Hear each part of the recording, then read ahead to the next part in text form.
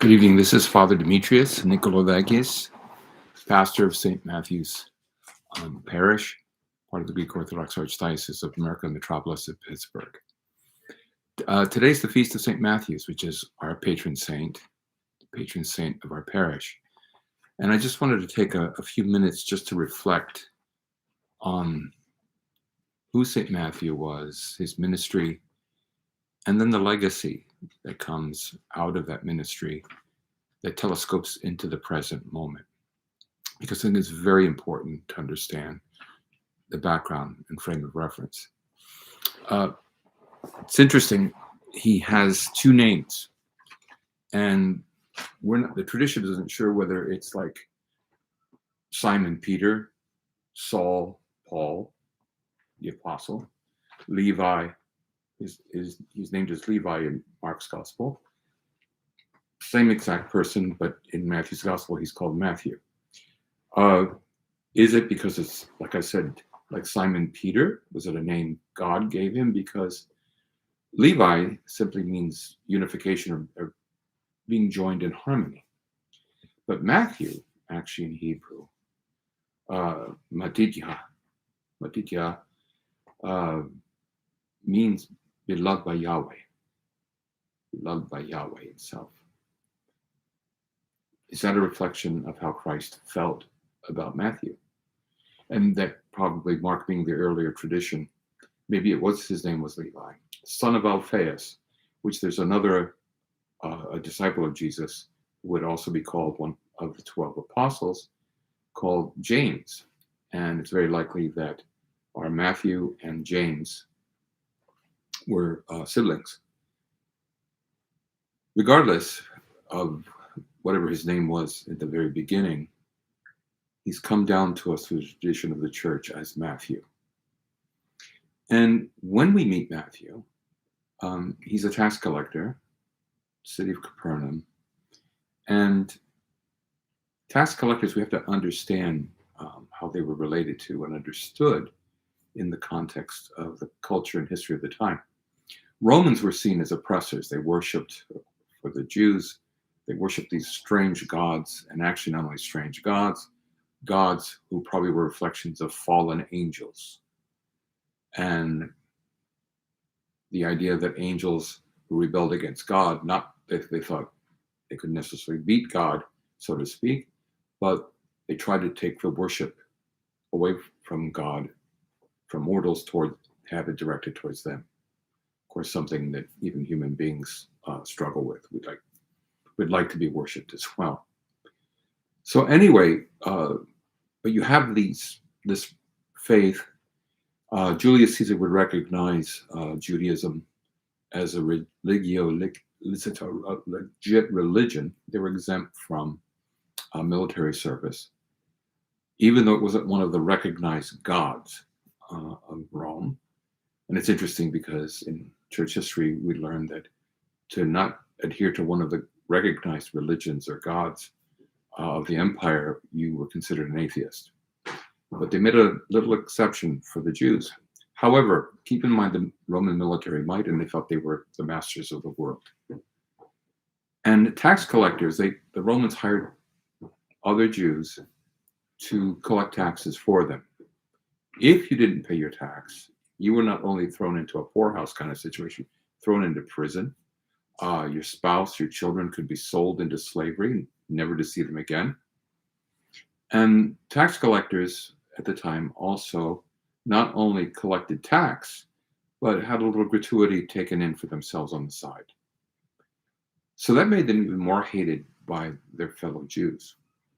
And it's tantamount to how in Europe during World War II, many people saw the Nazis and saw those who collaborated with the Nazis.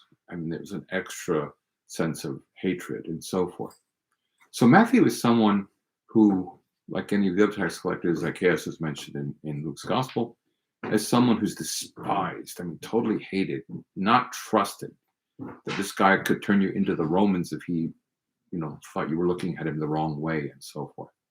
Let alone the fact that you had to pay an extra commission on top of the tax you already had to pay to a pagan ruler. And by the way, also keep in mind that the emperor and the state were considered divine at the time.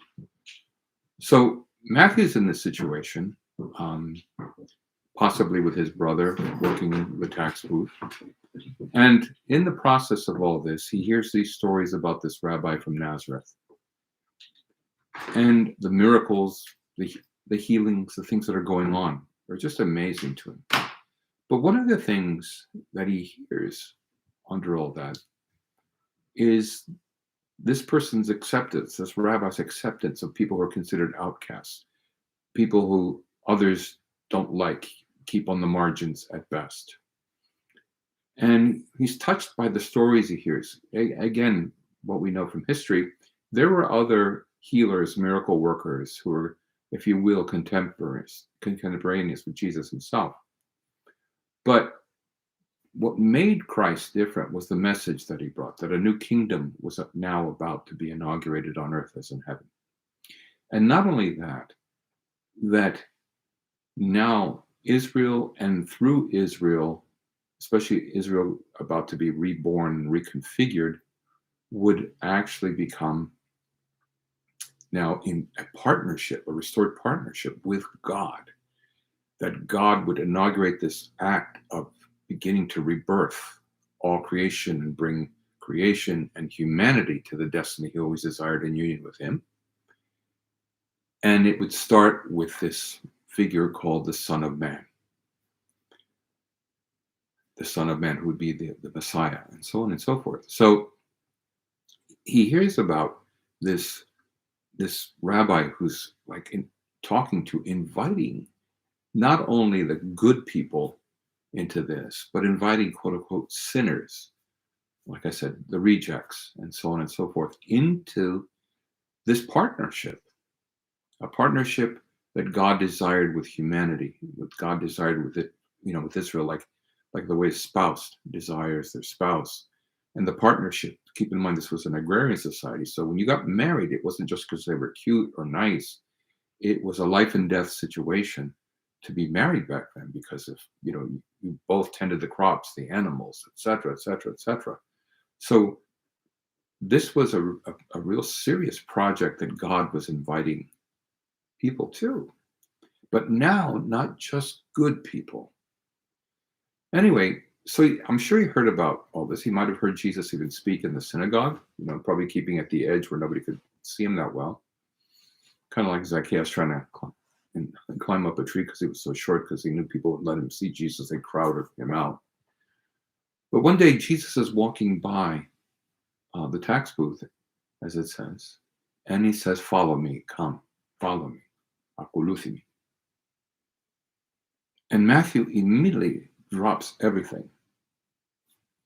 And as the one Troparion festal hymn goes in the church, you receive the light of faith, you abandon the office of tax collector and proclaim Christ God self-emptying, that the Son of God, who's everything that God is, would empty himself and fully participate in our human realities to bring mortals back into this partnership with God, to complete the project that he inaugurated, not only at creation, but now especially would begin its fruition in the death and resurrection and ascension of the Son of God.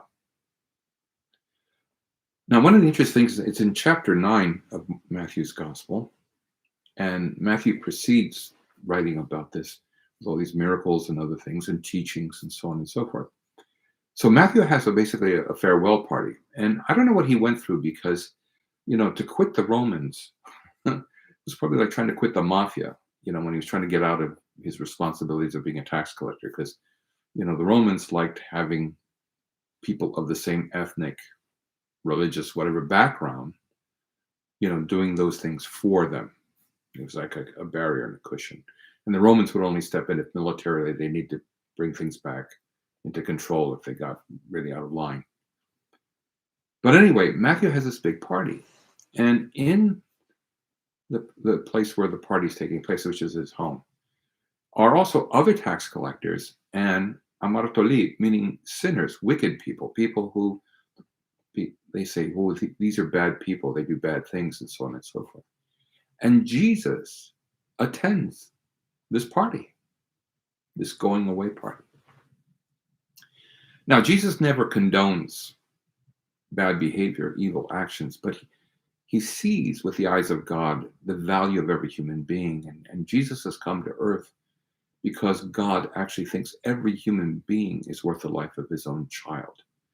Jesus comes to attack death itself, the thing that makes us open to sinning, and sin, of course, perpetuating death. So Jesus has come to deal with the root of the issue that dehumanizes and depersonalizes us. And that's why he will go, again, not because he's condoning these behaviors, but because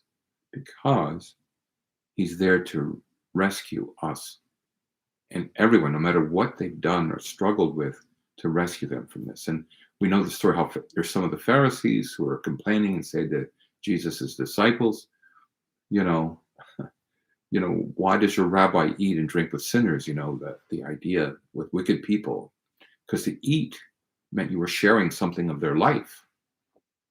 There was that a commonality was being, established of sorts. And Jesus comes back with a retort, well, it's not the healthy that need a physician, but those who are ill. I've not come to call the righteous, but the wicked to repentance.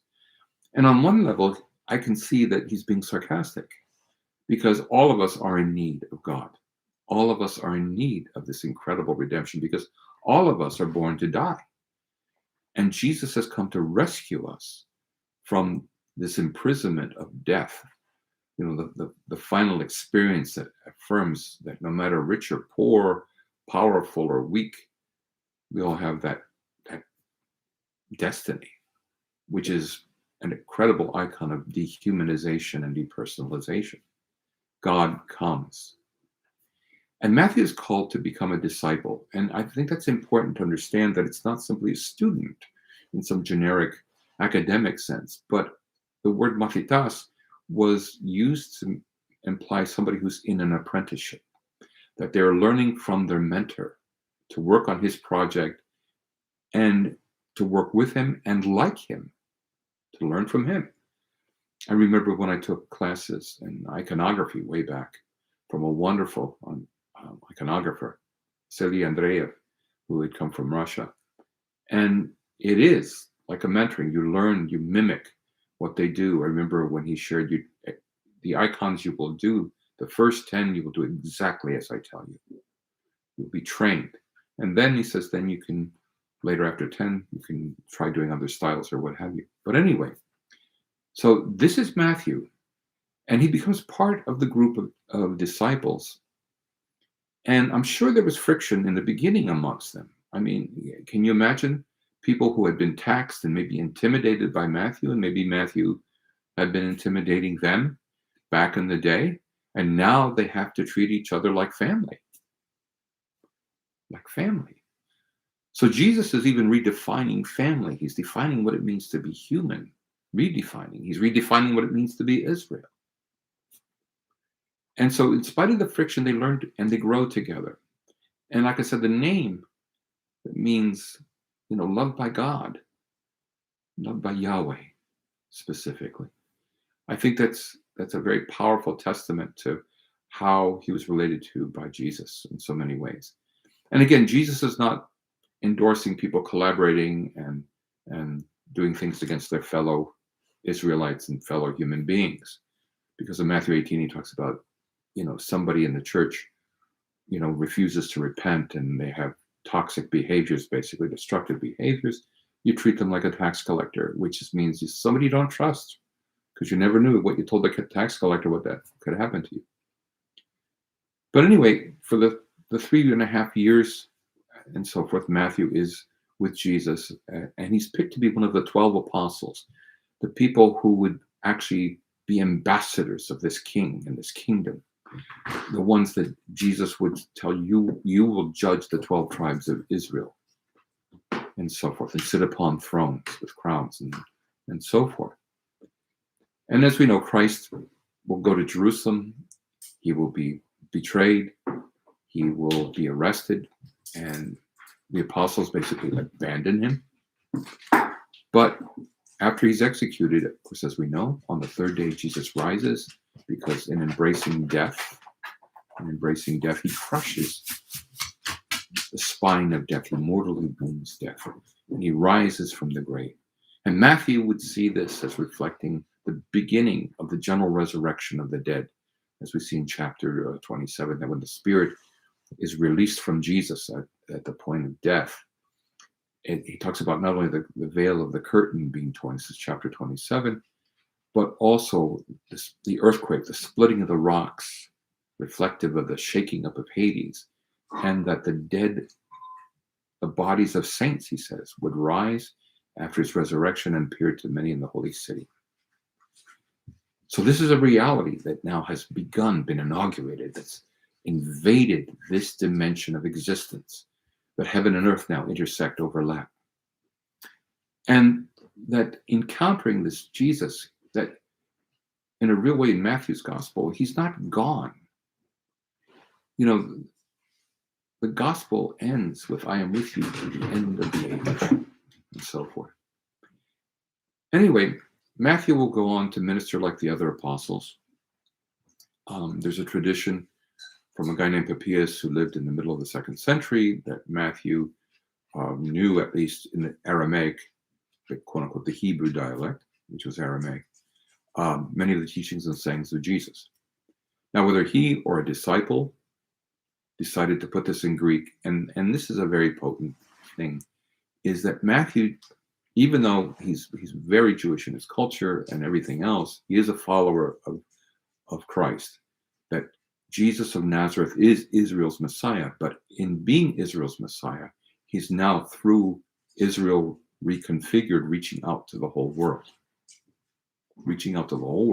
and integrating Gentiles, non-Jews, into the community of Israel reborn. So what do? You use the language that is common in the empire, which was Greek. The way English is the common language in the United States. English is, no matter what you speak, Greek, whatever, like all our immigrant ancestors learned when they first got here, English was the common tongue. At that time, Greek in the Roman Empire was the common language, no matter your background. Latin was the language of jurisprudence, of law, legislation, and so on and so forth. Roman officials, of course, spoke it and so forth, but in the everyday interacting, no matter where, just like in Palestine, people spoke Aramaic, etc., etc., etc. But Greek was the common language. So Matthew's gospel goes from the sayings of Jesus in Aramaic to, whether it's Matthew himself directly or with a disciple, and maybe someone even called Matthew himself, to now write what we have now as the gospel. And it's very powerful. Without going heavy into it, is there's 7 sections, and 7 means a lot anyway. You know, the days of creation, you know, and the 7th day when God rests, which actually is to image not God sleeping on a lounge chair in the backyard, but God seated on his throne, God resting upon his throne, overseeing, taking in the creation that he's done, the work that he's done. But now it moves beyond, of course, the 7 days of time into eternity, now breaking into the middle of this. But anyway, you know, there were not verses and chapters in Matthew, like any of the scriptures, but there were themes. Things were broken down thematically. So what we have in Matthew, and scholars are now seeing this more and more, is you have a prologue with the genealogy at the beginning and the birth stories of Jesus and so on and so forth on one end. And then you have the epilogue, which is like the crucifixion and resurrection. But in the middle are now 5 other sections of teachings and miracles. And 5 is significant because it's the idea of Torah, the first 5 books of the Old Testament: Genesis, Exodus, Leviticus, Numbers, Deuteronomy. But now a new Torah, like in the Sermon on the Mount, you've heard it said, or it has been written, but I'm telling you. And Jesus elaborating even more and actually honing in to things. You know, you've heard it said, do not kill, but I'm telling you, if you use words that murders your brother and sister, murders their soul, murders their psyche, you will be held accountable. for every word you've said. If you even look, do not commit adultery, but if you even look at a person continually to basically turn it into a porno movie in your head, you've committed adultery with him in your heart. So there's a honing in of the Torah. And we see that even in the Old Testament, where in the beginning, there's a guy named Lamech, and it's basically, if you hit me, I'll gouge your eyes out, literally. If you kick me, I'll cut your leg off. And if I feel any pain from what you've done, I will kill you. And so we move from that in the Torah to at least an eye for an eye and a tooth for a tooth. You see, there was a progression even then. Well, now the progression moves from an eye and a tooth for a tooth into Jesus, because Israel's Messiah comes not to kill the enemies of God, but to let himself be killed in order to get to the root of all the issues spiritually, which is death itself, the corruption that comes from, our development as human beings being stunted by sin, by taking in the toxin of the fruit, to desire knowledge without God, as if we could become ourselves gods. We don't need you, God. Have a piece of fruit. And we find out we do need him. And it, like a child who's been traumatized and abused, or starts doing drugs or drinking alcohol abusively at a young age, and they become stunted. They remain that age emotionally for ever and ever, no matter chronologically how they grow, physically, intellectually even. It's stunted. So Jesus comes to take on that toxin, that deadly, the poison that is killing humanity, into himself, to take on everything from every human being that's ever lived or ever will live. And that's what Gethsemane is so powerfully about, and ultimately will be completed on the cross, is to take all that into himself, let it fall on him like a meteor, like I like to say, all the hate, the fear, the rage, the indifference, the lust, you name it, and let it fall on him in order to, quote unquote, rebirth humanity in his image and likeness. So that death is no longer the final definition of what it means to be human. That even in death, the Spirit of God is present. There is life. So Matthew, his gospel is written, and now historians feel it was written in the area of Antioch. And that's very significant, because Antioch is one of the first churches to really incorporate outsiders, non-Jews, into the community of Israel reborn in that way. And it's very clear, because in Matthew, without going into it real heavy right now, Jesus is not only the embodiment of everything God is, he's also the embodiment of Israel itself. This is the Israelite that God always waited for to partner with him perfectly in that way. That out of Egypt, I've called my son, in the story of Jesus and Mary and Joseph being out of exile, coming back out of exile from Egypt. The psalm that refers to Israel coming out of Egypt now applies to Jesus as the Israelite, so that whoever is connected to Christ becomes, as Paul would say later in Romans, is grafted onto Israel, and it becomes part of us. And doesn't mean we ethnically become Jewish. Just like if you take a twig of a pear tree and wound an apple tree, and put them together, and so on and so forth, and they organically fuse together, but the twig, the branch will still be a pear, and the tree will still be an apple tree, but they are organically now one. They are now there's neither Jew nor Greek, as Paul would later say.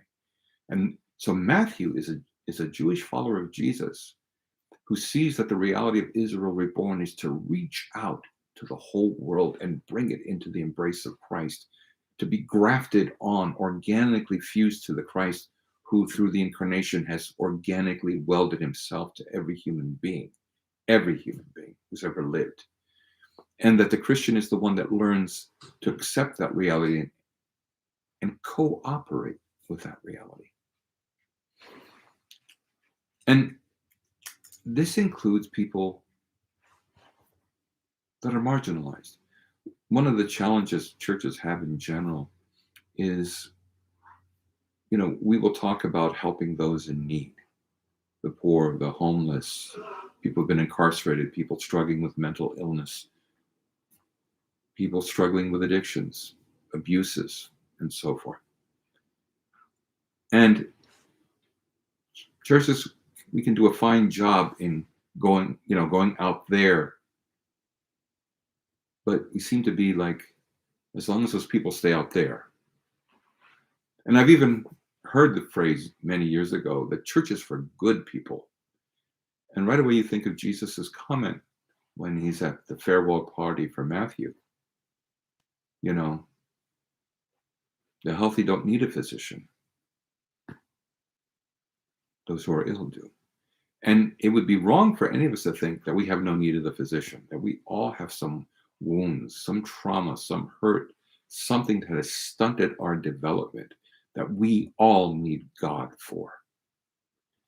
And quite frankly, what I've seen is that sometimes those who are the most aware of that need are the ones who are the most appreciative and grateful, the ones who really let themselves be seized by the good news. And the good news, let me see, just the Evangelion, that Evangelia was when the news of an emperor or a conqueror who had helped free people from slavery, oppression, and Lord knows what, that he had conquered. He had put down the oppressor. And that's why the story of Jesus, the reality of Jesus, is Evangelion. It's good news. But by extension now, especially, Matthew 25 is the famous story of the Last Judgment, that Jesus is doing all that he's doing still in partnership with the communities that call themselves Christian, the community of God's people. He's directly fused to and partnering with these people to reach out to the world around it and bring it into his embrace, which means the openness to be able to bring people into the environment of what we call the church. And what that means then. Now, it doesn't mean we are haphazard or happenstance about it, because we want to make sure that we have the means or the support, whether outside or within, to at least encourage people and help them at least keep focused on whatever healing they need and support they need. And not that the local community should do it all, but that they are part of the process, that God is fully present in, but also the processes outside of the church that God also has blessed and utilizes. But grounded in and based on Christ himself, in and as church. And because we're all called to be disciples, and that's Matthew's point. In the famous story of the paralytic, the one who's known in Mark's gospel being lowered through the roof, and we know this, where he's brought by his friends to Jesus. And they get through the crowd and they lay him on a stretcher at the feet of Jesus. And Jesus, sees their faith. The gospel's right, Matthew 2, that seeing their faith, he turns to the paralytic and says, your sins are forgiven. And of course, we know the mumbling of the Pharisees or other people there. How can you do that? Only God can forgive sins, and the only place God can forgive sins by implication is in the temple. So you think you're God, you think you're the temple of God. And of course, for the apostles, yes, Jesus is the presence of God, and he's also the place where God is actually going to act out the healing, the rescue of humanity. Anyway, Jesus turns around and says, but that you may know that the Son of Man, meaning him, the figure mentioned in Daniel, this other extension of God's presence, who looks like a human being, the Son of Man, Daniel chapter 7. He says that you may know that the Son of Man has authority on earth to forgive sins. He turns to the guy and says, rise up and walk. And the guy does. And the crowd is amazed. And Matthew writes, and they gave glory to God who had given such ability to human beings, plural. Now, it's not to take away from Jesus and who he is in the ultimate sense, but that in God, in that partnership, Jesus shares of himself and his abilities with us who are called to be mentored by this same God. And for us at the parish of St. Matthew's, it's been learning that this is our destiny, that God has called us to this exciting work that will continue in the next dimension of things, as the saints show us, but because they pass between heaven and earth like it's nothing in a very real way. We see that with Moses and Elijah appearing to Jesus on Transfiguration, etc., etc. So there's that reality that we're called to. And as a pastor, with a parish named in honor of this incredible apostle and evangelist who himself experienced rejection, hatred, being marginalized, etc., whose desire was to be a bridge, not only to go out there, but to invite people in, also to partner together in this incredible project. And over the last 20 years, the things that we've been able to be blessed to be in, part of, whether it be prison ministry, working with people that have been homeless, watching as people have become part of the church from all kinds of backgrounds, integrated in the life of the church. And having some people, like a couple, three people who might have been incarcerated once upon a time, a couple, three people who, had struggled with addictions, passions, obsessions, etc. Some people who have had to struggle with mental health issues, who, even need medication to stay balanced, but who all want Christ, who all understand that at whatever level, with whatever challenges and shortcomings we may all have, that God will give us the ability to partner with him on some level, somewhere, no matter how young, how old, to work on this incredible project. And my prayer is that not only we continue, but that we grow in that reality. It is said that when the gospel writers wrote their gospels, they took events and sayings of Jesus that not only were part of the tradition about who he was and is, and so on and so forth, but they also arranged them in part, guided by the Holy Spirit, to reflect what in German is called the Zeitzenleben, or the life situation of the community in which the apostles were writing and for whom they were writing.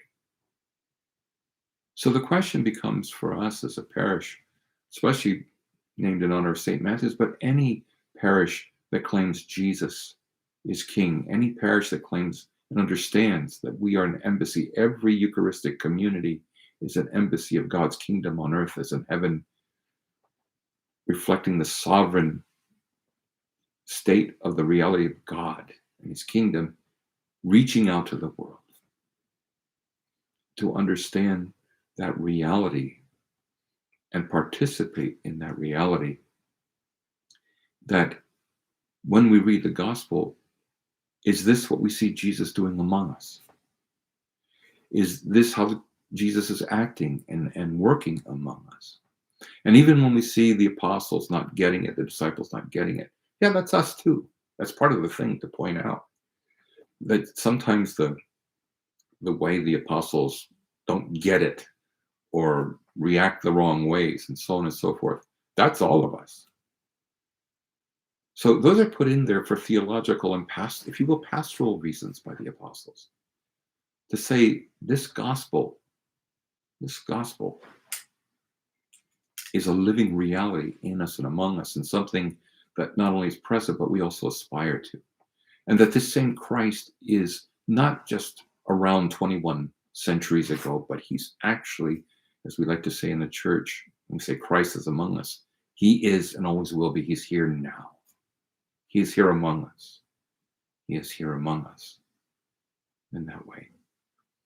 And this is what our life is. And that same Christ is with us, inviting us to reach out into the world. And it can be the smallest thing, like the young man who brought his 2 fish and 5 loaves of bread to lunch, and out of that 5,000 people, and their families are filled. We worked with refugee families, helping them find a home, a place, supporting them, you know, for the year where they're really not allowed to try to get work. They're not allowed to get a green card, and so on and so forth. We've worked with people, like I said, from different backgrounds.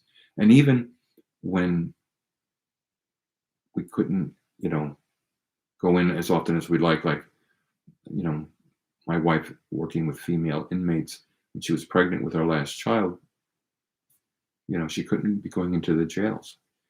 But she got the idea of this, like making pound cakes for the female inmates, and how it expanded from at first 150 little loaves, and because where we're at right now, where we're renting, we don't have a kitchen, so people were making it at home, and like I don't know, 150 loaves in the beginning, and then somebody from a Methodist church who also was working at the prison, heard what we were doing, offered the kitchen at their church. A Methodist church now offering their kitchen. Next thing we know, a large Catholic parish here's what we're doing. They offered their kitchen, and not only that, and the Methodists too, bring volunteers to make, again, these loaves. Next thing we know, other churches are helping out. Then a synagogue gets involved even, and they're making loaves of bread, and even the local Islamic center is donating loaves. That we not only can take care of all those incarcerated at the county jail, but even the correctional officers, and even have enough left over to be giving to the local homeless shelters. And we kept this up until the laws changed that institutions could only take prepackaged, assembly line made food. But we went from 150 loaves to 1,800 plus at the end, just because of a little idea, and how in those little things it's God reaching out. But one of the things I have to say, as I'm going to start to wrap this up, is that people from a lot of those institutions knew that this church, this little church that's renting right now, that when they could, if they came to church, they would be welcomed. They would be welcome. And yes, understanding the parameters and so forth, but they would be welcome. They would be accepted for who they are. They would not be looked at askance if they were tall, short, if the only clothing they had is they were wearing the best sweatsuit they had because that's all they had. And isn't that the way Jesus would be? Because the church is called to be Jesus. It's not ours, it's his.